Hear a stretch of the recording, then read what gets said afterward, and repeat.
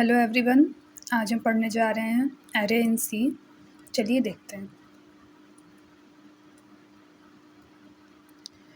Array का generally use हम उस टाइम पे करते हैं जब हम सेम टाइप के डेटा को एक सिंगल वेरिएबल में स्टोर कराते हैं। जैसे हमारे पास कई सब्जेक्ट के मार्क्स होते हैं और उनके लिए हमें अलग अलग वेरिएबल्स डिक्लेयर करने पड़ते हैं।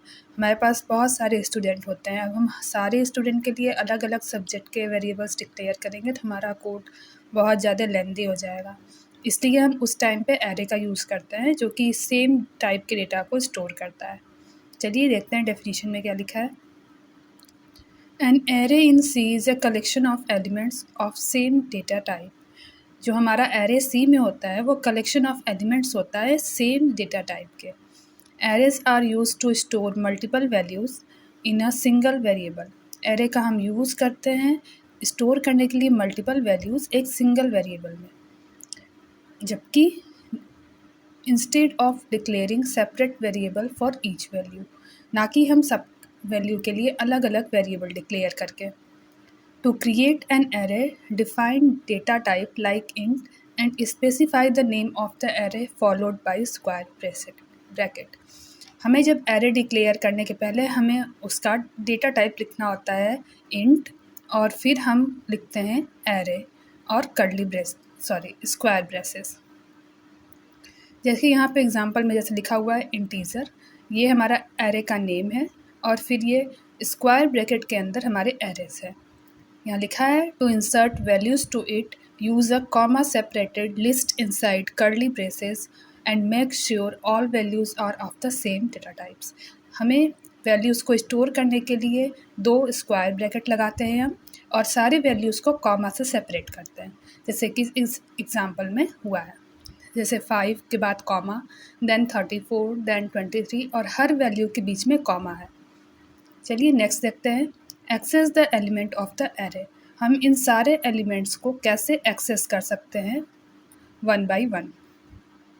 To access an array element refer to its index number. सारे एलिमेंट्स को एक्सेस करने के लिए इनके हम इंडेक्स नंबर से इन्हें एक्सेस कर सकते हैं, और एरे में इंडेक्सिंग स्टार्ट होती है 0 से। जैसे 5 की इंडेक्सिंग होगी, ये हमारे यहाँ जो लिखा है 5, इसकी इंडेक्सिंग होगी 0। 34 की इंडेक्सिंग होगी 1, 23 की होगी 2, ऐसे ही लास्ट तक हमारे जितने एलिमेंट्स होंगे। जैसे 5 की 0, 34 की 1, 23 की 2, 43 की 3, 21 का 4 एंड 76 का 5। चलिए यहाँ पे एग्जांपल देख लेते हैं।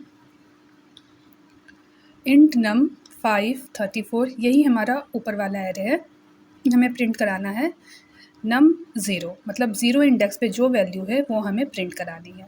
तो हमारा आउटपुट आ गया 5, क्योंकि 0 इंडेक्स पे यहाँ पे 5 है, तो हमारा ये आउटपुट आ गया।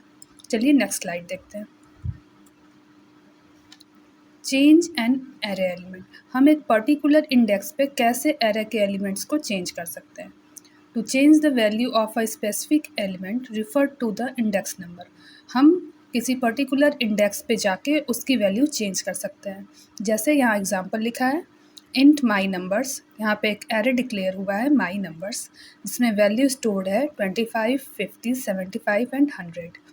माई नंबर्स के 0 इंडेक्स पे हमें 25 की जगह पे 35 स्टोर कराना है। देन हम यहाँ पे प्रिंट कराएंगे माई नंबर्स एट इंडेक्स 0, तो हमारा यहाँ आउटपुट 25 की जगह पे 33 आ जाए, क्योंकि 0 इंडेक्स पे अब 33 वैल्यू असाइन हो चुकी है। चलिए नेक्स्ट देखते हैं सेट एरे साइज। हम एरे का साइज कैसे सेट कर सकते हैं। Another common way to create array is to specify the size of array and add elements later. हम array को डिक्लेयर करते हैं, एक पर्टिकुलर साइज भी डिक्लेयर कर सकते हैं और हम एम्प्टी भी डिक्लेयर कर सकते हैं। लाइक हमें बहुत सारे एलिमेंट्स को स्टोर करना है जिनका साइज हमें नहीं पता है, तो वहाँ पे हम सिर्फ यहाँ पे डेटा टाइप, एरे का नेम और ये ब्रैकेट के अंदर कुछ भी नहीं लिखेंगे, सिर्फ एम्प्टी छोड़ देंगे। लेकिन अगर हमें साइज पता है कि उसमें 4 एलिमेंट से स्टोर कर रहे हैं, तो यहाँ हम एरे का साइज भी दे देंगे। चलिए देखते हैं नेक्स्ट। लाइक यहाँ लिखा हुआ है ऐड एलिमेंट्स। हमने पिछले स्लाइड में देखा था कि वहाँ पे हमने एरे का साइज 4 दिया था। तो देखते हैं, यहाँ पे इंडेक्स 0 पे 25 वैल्यू स्टोर होगी, इंडेक्स 1 पे 50, 2 पे 75 एंड 3 पे 100। ऐसे हमारे 4 लेंथ की एरे में ये सारे वैल्यूज़ स्टोर हो जाएंगे। नेक्स्ट है अवॉइड मिक्सिंग डेटा टाइप्स।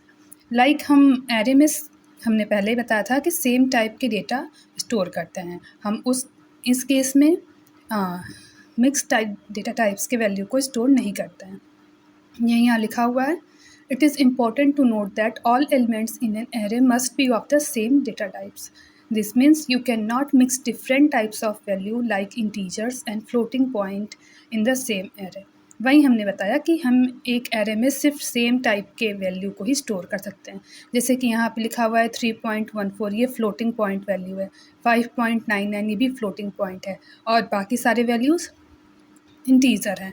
तो हम इस टाइप के एरे नहीं लिखेंगे, यहाँ पे हमारा एरर शो हो जाएगा।